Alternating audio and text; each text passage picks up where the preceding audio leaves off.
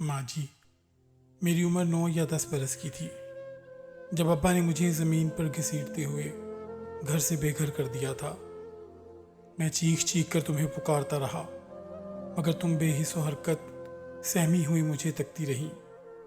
वाहिद रवानी तुम्हारे आंसुओं की थी, जो अब्बा के गैज़ व गज़ब के आगे भी थमने को तैयार न थे। तुम्हारा हर आंसू इस बात का सबूत था कि तुम अब्बा के इस फेल से बहुत नाला थी, मगर अब्बा की हर बात पर सर तस्लीम खम करने पर मजबूर भी। महल्ले वालों के ताने, रिश्तेदारों के तंज और लोगों की चुभती हुई निगाहों से जब अब्बा बेकाबू हो जाते तो फिर अपनी काले चमड़े की चप्पल से मेरी चमड़ी उधेड़ देते। अपने जिस्म पर चप्पल से बनाए गए नक्श लिए मैं उस काल कोठरी की जानिब भागता जो पूरे घर में मेरी वाहिद पनाह का बन गई थी। पटाई का दिन जब रात में ढलता तो तुम अब्बा से छुपकर दबे पांव आती, मुझे सीने से लगाती, अपने दुपट्टे से मेरे जख्मों की टकोर करती। मेरा सर अपनी गोद में लिए घंटों मेरे पास बैठी रहती। मुझे चुप कराते कराते तुम्हारी अपनी सिसकियां बन जाती। आहों और सिसकियों की गूंज के अलावा इस काल कोठरी में कुछ सुनाई न देता। हम दोनों आंसुओं की जुबान में बात करते। मेरे आंसुओं में अनगिनत सवाल होते कि आखिर क्यों अब्बा की नफरत की खास इनायत मुझ पर ही है। आखिर क्यों घर में मेहमानों के आते ही स्टोर के तंगो तारीख कमरे में घर के हर फालतू सामान के साथ मुझे बंद कर दिया जाता है, और जब तक अल्लाह की रहमत हमारे घर से चली नहीं जाती मुझे रिहाई का परवाना क्यों नहीं दिया जाता। ये रहमत हर बार मेरे लिए जहमत क्यों बन जाती है। मगर अम्मा, मेरे हर सवाल के जवाब में तुम खामोशी से मेरे ऊपर मोहब्बत भरी निगाह डालती और कुछ ना बोलती। बस कभी तुम मेरी माथे का बोसा लेती और कभी मेरे हाथों को चूम कर इस बात की गवाही देती कि मैं अपने राजा बेटे से बहुत प्यार करती हूँ। एक सवाल करते करते मैं थक जाता और नींद की आगोश में चला जाता कि आखिर मेरे से ऐसी क्या खता हुई जो मैं अपने दूसरे बहन भाइयों की तरह अब्बा के प्यार का हकदार नहीं। हाँ, तुम्हारी गोद में सो जाने से पहले ये दुआ भी करता कि ये रात कभी ख़त्म ना हो, मगर सुबह होती और तुम फिर उस औरत का लिबादा ओढ़ लेती जो अब्बा और माशरे के खौफ से मुझे प्यार करते डरती थी। जिस दिन अब्बा ने मुझे घर से निकाला उस दिन मेरा कसूर बस इतना था कि मैं तुम्हारी सिंगार में इस पर रखी हुई लाली से अपने होंठ रंग लिए थे। तुम्हारा सुर्ख दुपट्टा सर पर रखे, तुम्हारे हाथों के कंगन अपनी कलाई में डाले, तुम्हारी टकटक करने वाली जूती पहनकर खुश हो रहा था।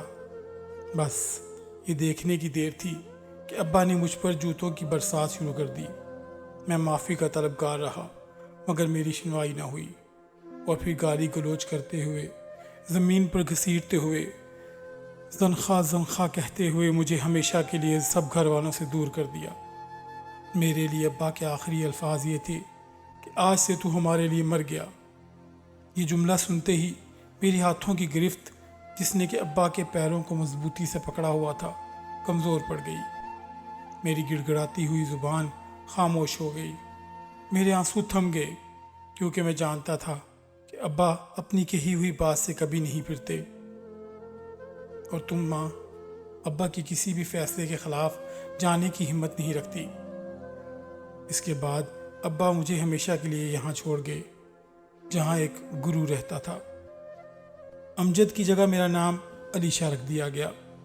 मुझे नाच गाने की तरबियत दी जाती, मुझ पर नज़र रखी जाती, लेकिन जब मैं कभी मौका मिलता तुम्हारी मोहब्बत में गिरफ्तार अपने घर की तरफ दीवाना वार भागता था। मगर अब्बा का आखिरी जुमला मुझे दहलीज पार करने से रोक देता। दरवाजे की ओर से जब तुम्हें गर्मा गर्म रोटी उतारते देखता तो मेरी भूख भी चमक जाती, और फिर तुम अपने हाथों से नवाले बना बना कर मेरे बहन भाइयों के मुंह में डालती, तो हर नवाले पर मेरा भी मुंह खुलता, मगर वो नवाले की हसरत में खुला ही रहता। इस हसरत को पूरा करने के लिए मैं अक्सर घर के बाहर रखी हुई सूखी रोटी को अपने आंसुओं में भिगो भिगो कर खाता। बाद की ईदें तो तन्हाई थीं। जब घर बदलना हुआ था तब भी ईद पर जब अब्बा बाहर एक के हाथ पर ईदी रखते تو میرا ہاتھ پھیلا ہی رہ جاتا۔ جب ہر بچے کی جھولی پیار اور محبت سے بھر دی جاتی تو میری جھولی خالی ہی رہ جاتی۔ جب ابا اپنا دستے شفقت سب کے سروں پر پھیرتے تو میرا سر جھکا ہی رہتا۔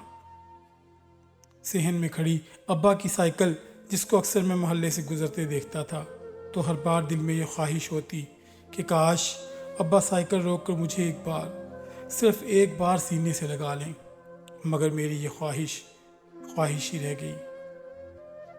گھر چھوڑنے کے عذاب کے بعد میرے اوپر ایک اور عذاب نازل ہوا، جس کے کرب نے میری روح تک کو زخمی کر دیا۔ چند شرفا گرو کے پاس آئے اور مجھے اپنے ساتھ لے گئے۔ مجھے زبردستی بے لباس کیا اور اپنی ہوس کی بھینٹ چڑھا ڈالا۔ ماں، میں اتنا چھوٹا اور کمزور تھا کہ تکلیف کی وجہ سے بے ہوش ہی ہو گیا۔ پھر اسی بے ہوشی کے عالم میں مجھے گرو کے حوالے کر دیا۔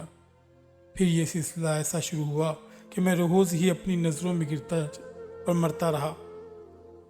کرتا بھی کیا کہ اب میرے پاس کوئی اور دوسری پناہ گاہ نہ تھی۔ پھر اسی کام کو گرو نے میرے پیشے کا نام دے دیا۔ میں گرو کے پاس سے کئی بار بھاگا، در در نوکری کی تلاش میں پھرتا، مگر مایوسی کے سوا کچھ حاصل نہ ہو سکا۔ ہر بار گرو کے در پر ہی پناہ ملی۔ ہمارا وجود معاشرے میں گالی سمجھا جاتا ہے۔ ہمیں تو کسی کو بد دعا بھی دینی ہو تو ہم کہتے ہیں کہ جا تیرے گھر میں مجھ جیسا پیدا ہو، حالانکہ ہماری رگوں میں بھی سرخ رنگ کا خون دوڑتا ہے۔ ہمیں بنانے والا بھی تو وہی ہے جس نے ان کو پیدا کیا۔ ان کے سینے میں بھی دل ہماری ہی طرح دھڑکتا ہے۔ اور پھر ہمیں کس بات کی سزا دی جاتی ہے؟ ہمارا جرم کیا ہوتا ہے؟ شاید ہمارا جرم یہ ہوتا ہے کہ ہمارا خون سرخ ہے اور معاشرے کا خون سفید۔ ماں، تم کہتی تھی نا کہ اللہ بڑا غفور و رحیم ہے، وہ تو سب کی سنتا ہے۔ میں نے جب دل کا بوجھ ہلکا کرنے کے لیے اللہ کے گھر کا رخ کیا تو دین کے ٹھیکیداروں نے مجھے وہاں سے بھی دھکے دے کر نکال دیا۔ جب بھی اذان کی آواز میری سماعتوں میں ٹکراتی، میں بے اختیار اس کی طرف دوڑا چلا جاتا، لیکن پھر نہ جانے کیوں میرے قدم جیسے منجمد ہو جاتے اور میں بے بس و لاچار آسمان کو تکتا رہتا۔ ماں، ہماری حیثیت ایک جانور سے بھی بدتر تصور کی جاتی۔ جانتی ہو شبوں کے ساتھ کیا ہوا؟ وہ ایڑیاں رگڑ رگڑ کر اپنی جان گنوا بیٹھا۔ میں انجانے میں مسجد کی جانب چلا کہ اس کے جنازے کے لیے مولوی صاحب کو بلاؤں، لیکن ان کا آنا تو درکنار۔ انہوں نے تو مسجد میں شبوں کی فوتگی کا اعلان تک نہ کرنے دیا اور گرو نے ان کو صحن میں ہی دفن کر دیا۔ آج بھی اس کی دردناک چیخیں میرے وجود کو جھنجھوڑ کے رکھ دیتی ہیں۔ ماں، میں ساری زندگی جینے کی چاہ میں مرتا چلا گیا۔ سفید خون رکھنے والے لوگ کبھی مذہب کی آڑ لے کر تو کبھی جسم فروشی سے انکار پر ہمارے جسموں میں گولیاں اتار دیتے ہیں۔ میرے ساتھ بھی ایسا ہی ہوا، مجھے بھی گولیاں ماری گئیں۔ جب مجھے ہوش آیا تو ڈاکٹر مجھے امید کی کرن دکھانے کی کوشش میں آہستہ آہستہ میرے کان میں سرگوشی کر رہا تھا۔ اگر تم ہمت کرو تو زندگی کی طرف لوٹ سکتے ہو۔ میں نے بہت مشکل سے اپنے ہونٹوں کو جنبش دی اور ڈاکٹر سے کہا کہ اگر میں ہمت کر کے لوٹ بھی آیا تو مجھے جینے دیا جائے گا۔ جب ملک الموت میرے پاس آیا تو میں نے اس سے جینے کے لیے چند لمحے کی درخواست کی۔ نہ جانے کیوں اس بار مجھے امید تھی کہ تم دوڑی چلی آؤ گی، میرا بچہ کہتے ہوئے مجھے اپنے سینے سے لگاؤ گی، میرے سر کو اپنی گود میں رکھ کر میرے زخموں کی ٹکور کر کے مجھے اس دنیا سے رخصت کرو گی۔ لیکن موت کے فرشتے نے چند لمحوں کی بھی مہلت نہ دی۔ سنا ہے قیامت کے روز بچوں کو ماں کے حوالے سے پکارا جائے گا۔ بس ماں، تم سے اتنی سی التجا ہے کہ اس دن مجھ سے منہ نہ پھیرنا۔ تمہاری محبت کا طلبگار، تمہارا بیٹا امجد۔ ڈیئر ویورز، آپ کو آج کا قصہ کیسا لگا؟ اگر آپ کو یہ قصہ پسند آیا ہو تو اس کو لائک کریں اور شیئر کریں اور ہمیں کومنٹس میں ضرور بتائیے گا۔ اور اگر آپ اس چینل پر نئے ہیں تو اسے سبسکرائب بھی کر لیں، اس طرح ہمارے آنے والے ہر نئی ویڈیو کی نوٹیفیکیشن آپ کو بر وقت مل سکے گی۔ آپ کا چینل کو سبسکرائب کرنا اور ویڈیو کو لائک اور شیئر کرنا ہماری موٹیویشن کا سبب بنتا ہے، اور یہی موٹیویشن اگر ہمیں ملتی رہے تو ہم آپ کے لیے نئے نئے قصے اور کہانیاں لے کر آتے رہیں گے۔ اگلی کہانی آنے تک کے لیے اپنا اور اپنے پیاروں کا بہت سا خیال رکھیے گا۔ اللہ نگہبان۔